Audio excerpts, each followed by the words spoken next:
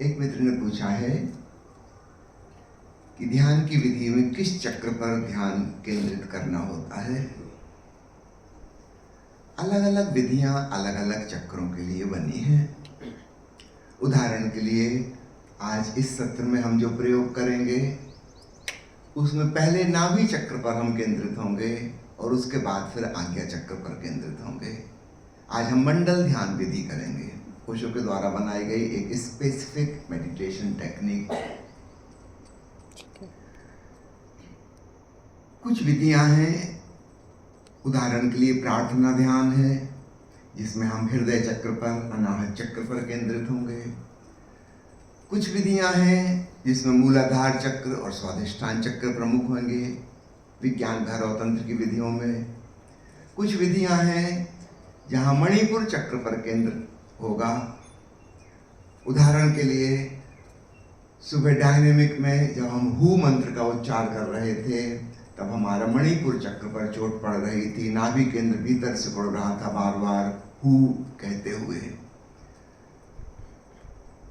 अलग अलग ध्यान विधियों में अलग अलग केंद्र हैं।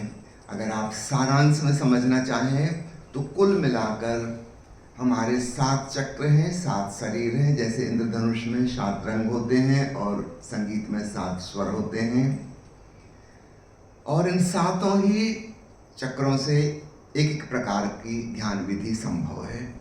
मैं संक्षिप्त में कह रहा हूँ। पहला चक्र मूलाधार चक्र शरीर की कर्म इंद्रियों से जुड़ा हुआ है। तो कोई भी एक्टिविटी हम करते हैं, क्रिया करते हैं, और उसके प्रति जब हम जागरूकता साधते हैं सजग होकर, उदाहरण के लिए चक्रमण ध्यान, एक एक कदम का होश, पैर ऊंचा उठ रहा है, अब नीचे जा रहा है, जमीन से स्पर्श कर रहा है, दूसरा पैर ऊपर उठा। अगर हम अपनी क्रिया के प्रति दृष्टा भाव साध रहे हैं तो यह कर्म योग कहलाता है। वो कर्म क्या है इससे कोई फर्क नहीं पड़ता। आप चक्रमण कर रहे हैं कि स्नान कर रहे हैं, कोई व्यायाम कर रहे हैं, योगासन साध रहे हैं, किसी भी शारीरिक क्रिया के प्रति जब आप दृष्टा भाव अपनाते हैं तो वह कर्म योग कहलाता है। इसकी बहुत सी विधियां हो सकती हैं। दूसरा चक्र स्वाधिष्ठान हमारी इंद्रियों से संबंधित है, संवेदनशीलता से संबंधित है। विज्ञान भैरव तंत्र में भगवान शिव ने देवी पार्वती को जो 112 विधियां कही हैं वे सब इंद्रियों की संवेदनशीलता से संबंधित हैं। कैसे हम अपनी सेंसिटिविटी को बढ़ाएं, इंद्रियों को प्रखर बनाएं। धीरे धीरे धीरे केवल दृश्य जगत ही दिखाई नहीं देता, भीतर कुछ अदृश्य के दर्शन भी होने लगते हैं। केवल बाहर की ध्वनि ही सुनाई नहीं पड़ती, अंतरात्मा की आवाज, अनहदनाद भी सुनाई पड़ने लगता है। ठीक इसी प्रकार अन्य अतीन्द्रिय अनुभव हैं। दिव्य सुगंध, दिव्य स्वाद, दिव्य स्पर्श और दिव्य खुमारी। जितनी इंद्रियां हमारी बाहर हैं उतनी ही हमारी अतीन्द्रिय क्षमताएं भी हैं। अलौकिक ज्ञान घटित होता है। यह तंत्र की साधना कहलाएगी। तीसरा चक्र है मणिपुर, आम भाषा में जिसे हम नाभि केंद्र कह सकते हैं। जापान के जैन फकीरों की साधनाएं मुख्य रूप से हारा केंद्र अथवा नाभि केंद्र से संबंधित हैं। चीन के ताओवादी संतों की साधनाएं भी तांडेन केंद्र, ये उनकी भाषा का नाम है, तांडेन, नाभि केंद्र से संबंधित हैं। ये अलग प्रकार की साधना होगी। भारत में योगियों ने जो हठ योग खोजा है, आनापानसति योग और विपස්සना योग भी इसी के अंतर्गत आते हैं। ये हठ योग का एक प्रकार है। ये सब मणिपुर चक्र से संबंधित हैं। वो हमारे प्राणों का केंद्र है, इसको प्राण योग भी कह सकते हैं। चौथा चक्र हृदय केंद्र, अनाहत चक्र है, सीने के मध्य में स्थित। यह भावनाओं का केंद्र है। विशेषकर जिन लोगों ने भक्ति की साधना की है, अपने भीतर की प्रेम भावना और सद्भावनाओं का विकास किया है, उनका जोर हृदय केंद्र पर होगा। तो ना तो उनको कर्मठ होने की जरूरत है, ना इंद्रियों की संवेदनशीलता बढ़ाने की जरूरत है, ना उन्हें प्राणायाम की आवश्यकता है। वे हृदय पर केंद्रित हों, भावनाओं का विस्तार हो, सद्भावनाओं का विकास हो, उनके जीवन में प्रीति, मैत्री, करुणा, दया, क्षमाशीलता आदि भावनाएं विकसित होंगी। एक ब्रदरहुड, एक भाईचारा सारे जगत के प्रति, वसुधैव कुटुंबकम की भावना पैदा हो सकेगी। ये बिल्कुल अलग साधना है। प्रार्थना, भक्ति इसके उपाय होंगे। पांचवा चक्र, जिसे हम कंठ चक्र अथवा विशुद्ध कहते हैं, यह ज्ञान का केंद्र अर्थात मन। यहां पर विचारों के साक्षी होना साधना है।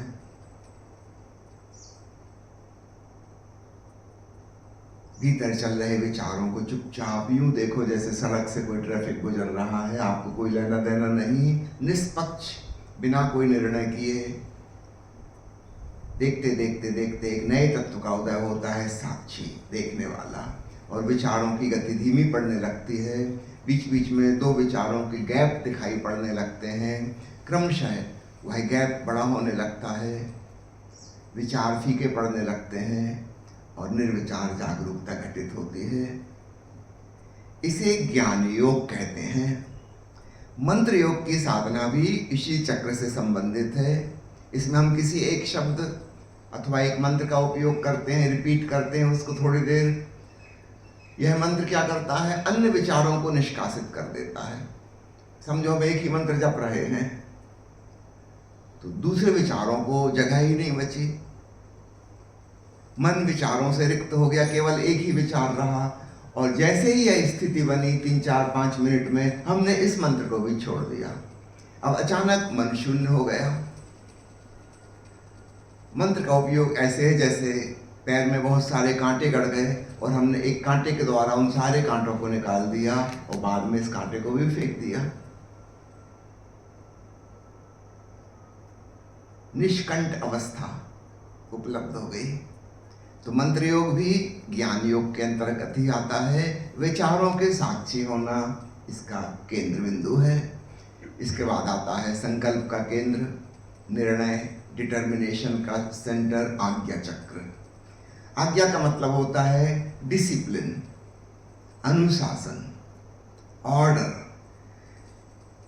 जब तक यहां हमारी ऊर्जा नहीं आती, हमारा जीवन डिसऑर्डरली, अराजक और केओटिक होता है। एक बार आज्ञा चक्र हमारा सक्रिय हो जाए, हमारे जीवन में एक डिसिप्लिन और ऑर्डर आता है। एक मालिक और उसकी आवाज सब सुनते हैं और जैसा वह चाहता है फिर वैसा ही होता है। सामान्य व्यक्ति के जीवन में कोई ऑर्डर नहीं, कोई डिसिप्लिन नहीं। मन के 1000 टुकड़े हैं और 1000 टुकड़े अलग अलग दिशाओं में खींच रहे हैं। बेचारा चलता बहुत है, पहुंचता कहीं भी नहीं। थोड़ा पूरब को गया, फिर मन बदल गया, पश्चिम को जाने लगा, थोड़ा उत्तर को गया, थोड़ा दक्षिण को गया, थक गया चलते चलते, लेकिन वहीं के वहीं रहता है जहां वो था। अधिकांश लोग मृत्यु के क्षण में स्वयं को वहीं पाते हैं जहां जन्म के क्षण में थे। एक कदम प्रगति नहीं हुई। मेहनत बहुत की लेकिन एक स्पष्ट दिशा नहीं थी। बार बार बदलते रहे। मिर्जा गालिब का एक शेर है ना, हजारों ख्वाहिशें ऐसी कि हर ख्वाहिश पे दम निकले, बहुत निकले मेरे अरमान लेकिन फिर भी कम निकले। हजारों अरमान, हजारों इच्छाएं, और याद रखना वो परस्पर विरोधी हैं। एक इस दिशा में खींच रही, दूसरी इसके विपरीत दिशा में खींच रही। हजारों ख्वाहिशें ऐसी और हर ख्वाहिश पे दम निकले। हर जगह हम बिल्कुल प्राण गंवाने तैयार हैं, जान देने तैयार हैं, और फिर भी लगता है कि काश और महत्वाकांक्षाएं होती। बहुत निकले मेरे अरमान, लेकिन फिर भी कम निकले। निश्चित रूप से ऐसा आदमी पागल हो जाएगा। और वही मनोदशा धीरे धीरे सारी मनुष्य जाति की हुई जा रही है।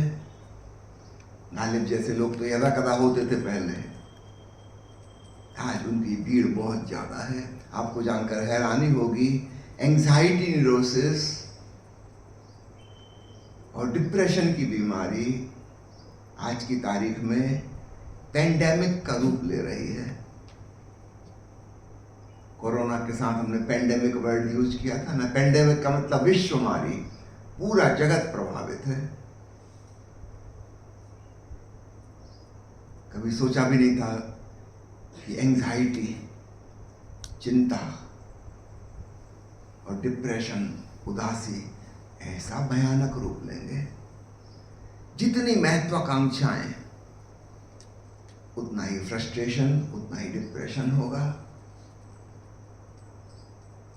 गालिब के जीवन की कहानी आपको पता होगी। अंग्रेजों के ज़माने में जो सुप्रीम कोर्ट था वो कलकत्ता में था, और उन सज्जन को कोई जमीन जायदाद का मुकदमा लड़ने के लिए कलकत्ता जाना था। दिल्ली से घोड़े पर सवार होकर कलकत्ता पहुंचने में उनको 3 साल लगे। क्यों? जिस गांव से गुजर रहे थे वहां किसी सुंदरी पर नजर पड़ गई, बस वहीं के होकर रह गए। वहीं बैठ के गीत गजल लिखने लगे, शेर व शायरी, उसके गली के चक्कर लगाने लगे। जब महीने 2 महीने में झगड़ा हो गया तब वहां से आगे बढ़े। मगर गांव में सुंदरी की कोई कमी, अगले गांव में फिर कोई मिल गई, फिर प्रेम हो गया। 3 साल लगे।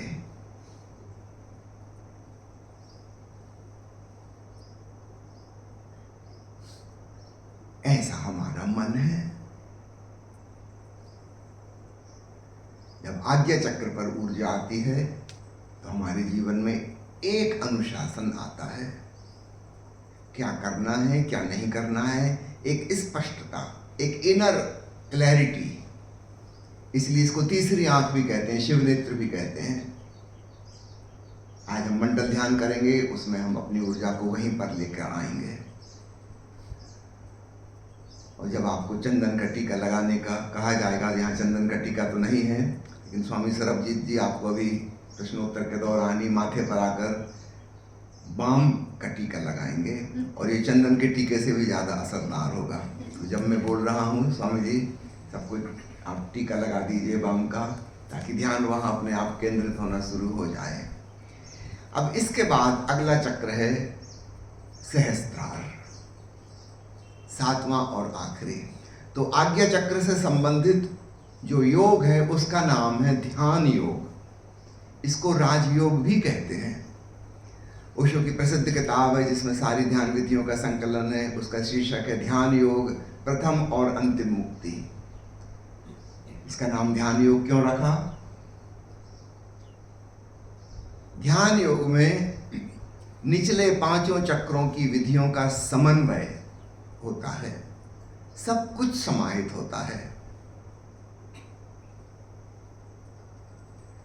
जो पहले 5 चक्र मैंने आपसे कहे, उनकी इंडिविजुअल एक एक पगडंडी है, ऐसा समझना, सकरा रास्ता है। यदा कदा कोई लोग चलते हैं तो कर्मयोग पर कोई बहुत कर्मठ व्यक्ति ही चल पाएगा, सब लोग तो नहीं चल सकेंगे। कर्म के साक्षी होना, तंत्र की साधना कुछ लोग कर सकेंगे जिनकी इंद्रियां बहुत संवेदनशील हैं। भोगी प्रवृत्ति के लोग, ये उनके काम का होगा। हठ योगी कौन हो पाएंगे? जो बहुत साहसी प्रवृत्ति के हैं, जिनके भीतर अतिरेक प्राण ऊर्जा, लाइफ एनर्जी है। हिम्मतवर लोग, उनके काम का है वह। भक्त कौन हो पाएगा? थोड़े से लोग जो भावुक किस्म के हैं। इसमें स्त्रियों की गिनती ज्यादा होगी, पुरुषों की कम होगी, स्वाभाविक रूप से। वे ज्यादा हृदय केंद्रित जीती हैं। ज्ञान योग में कौन गति कर पाएगा? जो चिंतन मननशील, विचारशील है, अध्ययन मनन में जिसकी रुचि है। तो ये 5 प्रकार की पगडंडियां हैं। मुश्किल से 5% लोग ऐसे होंगे जो इन पे चल सकते हैं। तो पांचों प्रकार में मुश्किल से 25% लोग, लेकिन बाकी की मेजॉरिटी ना तो कर्मठ है, ना भोगी है, ना साहसी है, ना भावुक है, ना विचारक है। मिक्स्ड अप, थोड़ा थोड़ा थोड़ा सब कुछ, कभी कुछ कभी कुछ कभी कुछ। ऐसे लोगों के लिए ध्यान योग कहता है कि हम कोई एक विशेष पगडंडी को नहीं चुनते। जीवन में जब जैसी घटना घट रही होगी, हम उसी के साथ साक्षी भाव को जोड़ देंगे। स्वभावतः है, कभी हम कोई कर्म कर रहे होंगे तो हम उसके साक्षी हो जाएंगे। कभी भोजन कर रहे हैं और स्वाद का आनंद ले रहे हैं, तब हम बिल्कुल तांत्रिक हो जाएंगे। कभी कुछ कर नहीं रहे थे, फुर्सत से बैठे थे, तो आती जाती सांस को देखेंगे, हठ योगी हो जाएंगे। कभी भीतर भावोन्मेष हुआ, उस भावना के साक्षी हो जाएंगे, वहां से भक्ति में छलांग लग जाएगी। और कभी अत्यंत विचारशील हैं, चिंतन मनन में डूबे हैं, उस समय अपने विचारों के साक्षी हो जाएंगे, ज्ञान योग से गति कर लेंगे। इसको कहते हैं चॉइसलेस अवेयरनेस, चुनाव रहित जागरूकता। हम कोई एक विशेष पगडंडी को नहीं पकड़ के बैठ रहे। जिंदगी में जब जैसी घटनाएं घट रही होंगी, सहज रूप से, स्वाभाविक रूप से मूल बात हमको पकड़ में आ गई कि साक्षी होना है, दृष्टा होना है, सजग होना है। हम उसी में सजगता को जोड़ देंगे। इसको कहते हैं ध्यान योग। तो ध्यान योग की अपनी कोई विधि नहीं है। ध्यान योग जो पिछली 5 विधियों की मैंने चर्चा की, उनका समन्वय है।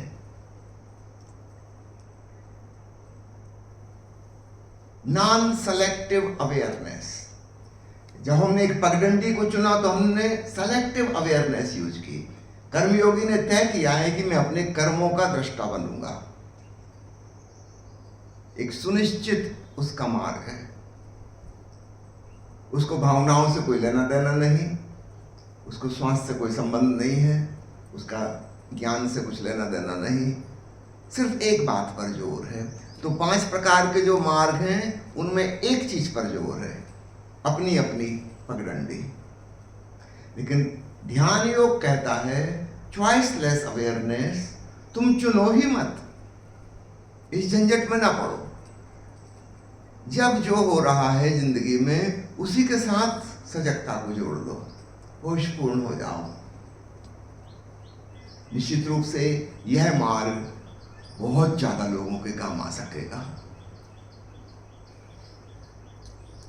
मेजॉरिटी के लिए काम का हो सकेगा। इसके बाद 7वां,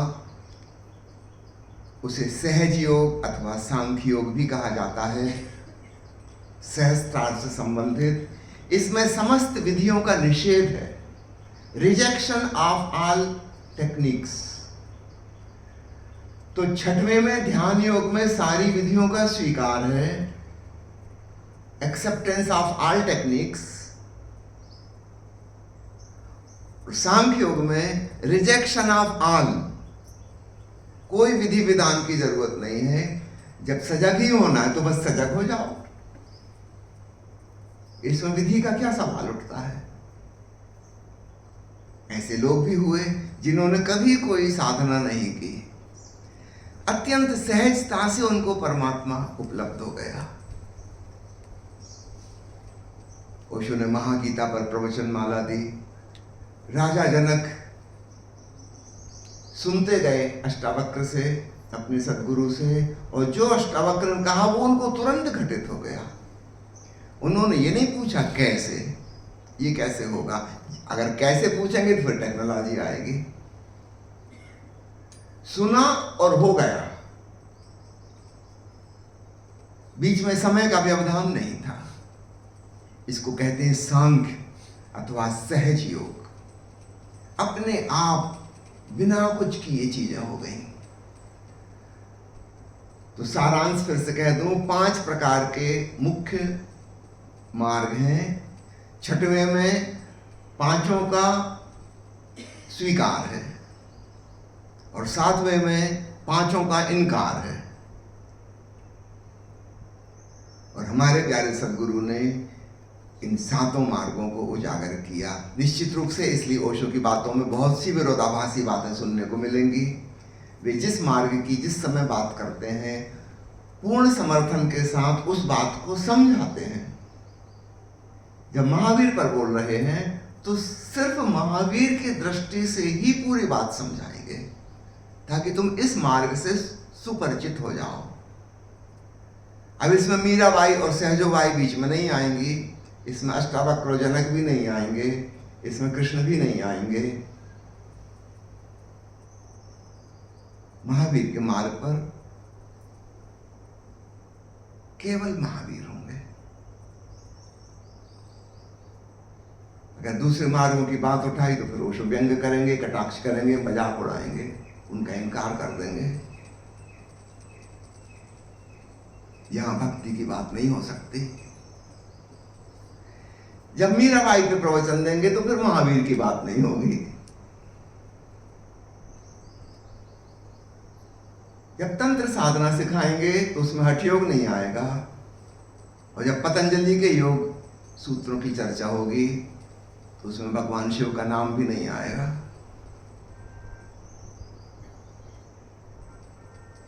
एक मार्ग को, ताकि हम पूरे विस्तार से डिटेल से समझ सकें, उस पर चल सकें, दूसरी बात बीच में नहीं आएगी। हाँ, ओशो की दृष्टि जब समझेंगे चलेंगे हम, तब हमें एक विहंगम दृष्टि, पेनोरमिक व्यू पूरे अध्यात्म पर डालना होगा। याद रखना, न हम कृष्ण के शिष्य हैं, न हम महावीर के, न हम अष्टावक्र के, हम ओशो के शिष्य हैं। और हमारे लिए वह विहंगम दृष्टि, जैसे ऊपर से उठ के देख रहे हो और सब कुछ एक साथ दिखाई पड़े, पूरा नक्शा, और यह भी समझ आ जाए कि जितने भी रास्ते थे, कार वाला रास्ता भी वहीं पहुंचता था, ट्रेन भी वहीं पहुंच रही है, हेलीकॉप्टर भी वहीं आता है, पानी के जहाज भी वहीं पहुंच रहे हैं। बहुत प्रकार के साधन हैं, पैदल लोग भी आ रहे हैं और बैलगाड़ी में भी आ गए हैं। तब हमें समझ में आएगा कि अरे सब प्रकार की साधनाएं सही हैं, कहीं कोई अंतर विरोध नहीं है। फिर हमारे लिए चीजें अत्यंत सहज, बड़ी सरल हो जाएंगी। तो यह भी स्मरण रखिएगा, अगर आपका व्यक्तित्व, आपकी पर्सनालिटी एक खास टाइप की है तो आप एकांगी मार्ग चुनिएगा। अगर आपकी पर्सनालिटी एक खास टाइप की नहीं है तो फिर आप ओशो के विहंगम दृष्टि को पकड़िएगा। जब आप महावीर मेरी दृष्टि में किताब पढ़ें कि जिन सूत्र पढ़ें, तो याद रखिएगा यह ओशो की शिक्षा का एक छोटा सा आयाम है, यह सब कुछ नहीं है। जब आप सांडिल्य ऋषि और नारद मुनि के भक्ति सूत्रों पर ओशो की व्याख्या पढ़ें, स्मरण रखिएगा यह ओशो की शिक्षा का एक डायमेंशन, एक पहलू है, यह सब कुछ नहीं है। और अपने हृदय को खोल के रखें। अगर आपको यह बात रास आती है तो बिल्कुल ठीक, आप इस राह पे चलिएगा, फिर आपको सब कुछ जानने की जरूरत भी नहीं है। लेकिन अगर आप वास्तव में ओशो को पूरा का पूरा अंगीकार करना चाहते हैं, पूरा रस पी जाना चाहते हैं, फिर कंजूस मत बनिएगा, थोड़ी मेहनत करनी पड़ेगी। सब मार्गों से चल चल के देखिएगा, खूब मजा आएगा। यद्यपि बड़े विपरीत, बड़े अलग अलग हैं, लेकिन उसका अपना एक अलग मजा है।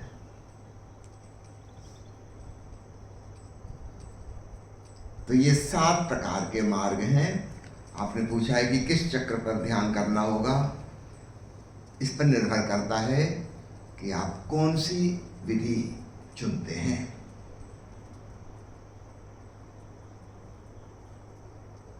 एक और आखिरी सवाल इन्होंने पूछा है कि नाथ श्रवण में ज़्यादा से ज़्यादा डूबने की विधि क्या है। डूबने की विधि हमेशा प्रेम और लगन होती है। किस चीज़ में, इसका सवाल नहीं है। किसी को चित्रकला से शौक है, वो पेंटिंग जब करता है तो घंटों बीत जाते हैं, समय का पता ही नहीं चलता। इसको हम कहेंगे डूबना। लगन, भूख प्यास का पता नहीं चल रहा, कमर दर्द होने लगी, झुके झुके वो पेंटिंग बना रहा है, उसको पता ही नहीं, क्योंकि ऐसी लगन है, डूब गया उसमें, लौलीन हो गया, तल्लीन हो गया। किसी को संगीत में रुचि है, आप देखते हैं संगीतकारों को 3-3, 4-4 घंटे एक आसन में बैठे रियाज कर रहे हैं। 4-5 घंटे एक आसन में बैठना हंसी खेल नहीं है, लेकिन बैठते हैं, धुन सवार है उनको। दूसरे लोग हंसते हैं कि ये पागलपन है, जुनून, दीवानगी। लेकिन बिना दीवानगी के इस जीवन में कुछ भी हासिल नहीं होता। वो जो जुनूनी लोग हैं, है ना, वही जिंदगी में कुछ कर पाते हैं, चाहे वो कला हो अथवा विज्ञान का क्षेत्र हो। जो लोग साइंस के क्षेत्र में आविष्कार करते हैं, वो कोई कम सिरफिरे नहीं होते, वो भी पगले होते हैं। एक धुन सवार है, उनको लगे हैं उसी में। वो काम हो पाएगा नहीं हो पाएगा, जो उनको आइडिया सूझा है ये भी पक्का पता नहीं है, पूरी जिंदगी उसमें गंवाने के लिए वो तैयार है। तभी जाके कुछ नया आविष्कार होता है। तो याद रखिएगा, इस जीवन में केवल वही लोग कुछ प्राप्त करते हैं जिनके भीतर ऐसा जुनून होता है कि कुछ भी हो जाए, इसमें पूरा डूब ही जाना है। वही लोग संसार में सफल होते हैं और वही लोग अध्यात्म में सफल होते हैं। जो लोग कुनकुने कोशिश करते हैं, चलो क्या हर्जा, थोड़ा करके देख लेते हैं, ऐसे कुछ भी ना होगा। वो बारंबार एक शब्द का उपयोग करते हैं, समग्रता, पूर्णता, टोटलिटी। ये क्वालिटी है, ये हर साधक को डेवलप करनी पड़ेगी। इसके बिना कुछ काम होने वाला नहीं। 100%। तो ये क्वालिटी आपके भीतर होनी चाहिए, तब आप नाथ श्रवण करेंगे तो नाथ श्रवण में पूरे डूब पाएंगे। आप कोई अन्य मार्ग पकड़ेंगे, आप उसमें पूरे के पूरे हो पाएंगे। असली सवाल यह है पूर्णता की क्वालिटी आप में है कि नहीं। तो सौभाग्यशाली हैं वे लोग जो बाहर किसी चीज में डूब पाते हैं, लौलीन हो पाते हैं। इन लोगों के लिए ध्यान में डूबना भी बहुत आसान है। जो लोग किसी भी चीज में लौलीन नहीं हो पाते, चंचल चित्त है जिनका, वो ध्यान में भी नहीं डूब पाएंगे। सवाल ये नहीं है कि अनंतनाद में, किसी भी ध्यान में नहीं डूब पाएंगे, क्योंकि उनको डूबने की कला नहीं आती। तो इस बात थोड़ा विचार करना। कई लोग सोचते हैं कि ध्यान विधि में कुछ गलती है, इससे ध्यान नहीं लगता। जी नहीं, ध्यान विधि में गलती नहीं है, गलती कहीं आप में, आप डूब भी नहीं पाते। कुछ लोग सोचते हैं गुरु ठीक नहीं है, दूसरे गुरु को तलाशें। जब तलाश लो आप दूसरा गुरु, आप वहां भी नहीं डूब पाओगे, क्योंकि आप कहीं डूब ही नहीं पाते। कुछ लोग धर्म परिवर्तन कर लेते हैं, सोचते हैं ये धर्मशास्त्र, ये सिद्धांत, ये फिलॉसफी ठीक नहीं, वो दूसरे धर्म में चले जाएंगे, दूसरा सिद्धांत, दूसरा शास्त्र पढ़ने लगेंगे। बड़ा मुश्किल है कि वहां भी कुछ होगा, क्योंकि वो जो बेसिक क्वालिटी है 100% होने की, अगर वो मिसिंग है तो याद रखिएगा कहीं कुछ नहीं होगा, कहीं कुछ नहीं होगा। यहां हम गीता के प्रवचन सुन रहे हैं, जरा उस दृश्य को याद करो। अर्जुन को डिप्रेशन ने घेर लिया। उसने तीर धनुष रथ में नीचे रख दिया, पीछे जाके बैठ गया और उसने कहा कि मुझे युद्ध नहीं करना है। बड़ी उदासी ने घेर लिया और भगवान कृष्ण उसको उपदेश देने लगे, समझाने लगे। याद रखना, वो कोई शिष्य नहीं था और भगवान कृष्ण को कभी उसने गुरु की भांति स्वीकार नहीं किया था। हाँ, मित्र समझता था, अच्छे आदमी हैं, मित्र हैं, लेकिन गुरु के रूप में नहीं सोचा था कभी।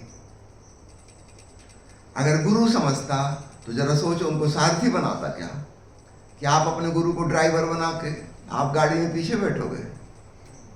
नहीं, कृष्ण के प्रति ऐसी आदर की भावना उसकी नहीं थी। सारथी का मतलब ड्राइवर।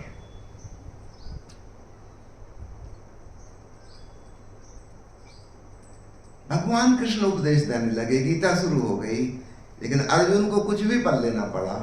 पहला अध्याय खत्म हो गया, फिर उसने सवाल उठाए, समझ नहीं आया। कृष्ण ने फिर दूसरा अध्याय शुरू किया, दूसरा मार्ग बताया, वो भी समझ नहीं आया। अर्जुन की शंका खत्म ही नहीं होती, वो संदेह पे संदेह किए जाता है, किए जाता है, किए जाता है। धीरे धीरे धीरे 18 अध्याय हो जाते हैं। याद रखना, मिसिंग क्या है? पहली क्वालिटी, वो शिष्य रूप में है ही नहीं। वो कृष्ण को गुरु समझता ही नहीं। वो सीखने की भावदशा में नहीं है कि इन सज्जन से मैं कुछ सीखूंगा। और उसने जिज्ञासा जो की थी, वो कोई प्रश्न नहीं पूछा था, उसने तो घोषणा की थी कि अपनों को मार के राज सिंहासन हासिल करने से क्या लाभ, मुझे युद्ध नहीं लड़ना है। वैराग्य उत्पन्न हो गया, इससे तो अच्छा मैं सन्यासी हो जाऊं। उसने कोई सवाल थोड़ी पूछा है, डिक्लेरेशन।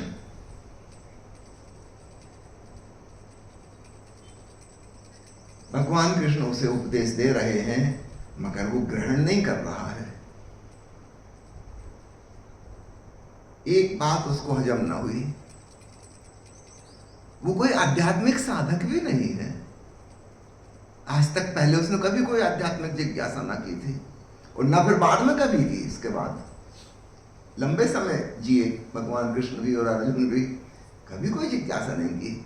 वो उसकी रुचि का विषय ही नहीं था। और इसलिए 16 अवतार वाले, 16 कलाओं वाले ईश्वर के पूर्ण अवतार भी उसे उपदेश दे रहे हैं और उसके काम कुछ नहीं आया। कई लोग मुझसे पूछते हैं कि हम गीता पढ़ते हैं रोज, भवसागर पार हो जाएंगे। मैं हंसता हूँ, मजाक करता हूँ कि अर्जुन ही पार नहीं हो पाया। अब 5000 साल बाद तुम किताब पढ़ के कहां से हो जाओगे पार? सामने भगवान कृष्ण बैठे थे, वो कह रहे थे।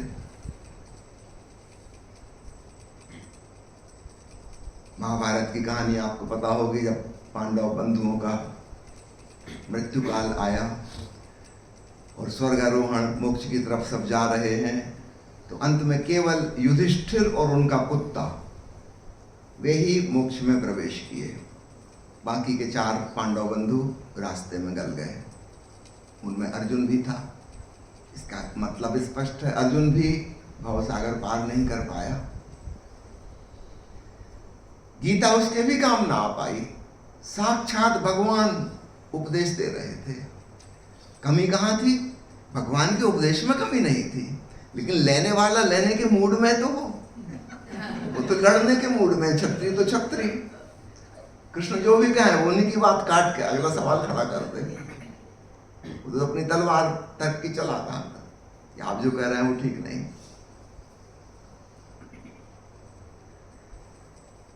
यह उदाहरण मैं क्यों दे रहा हूं?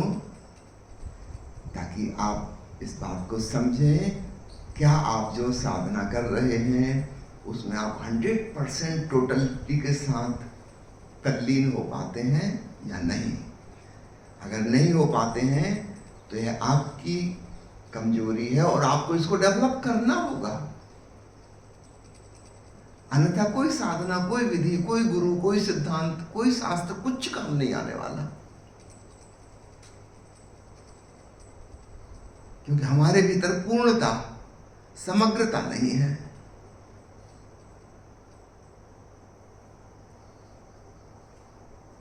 चलिए आज की चर्चा को यहीं समाप्त करते हैं। ये बंद कर सकती हैं।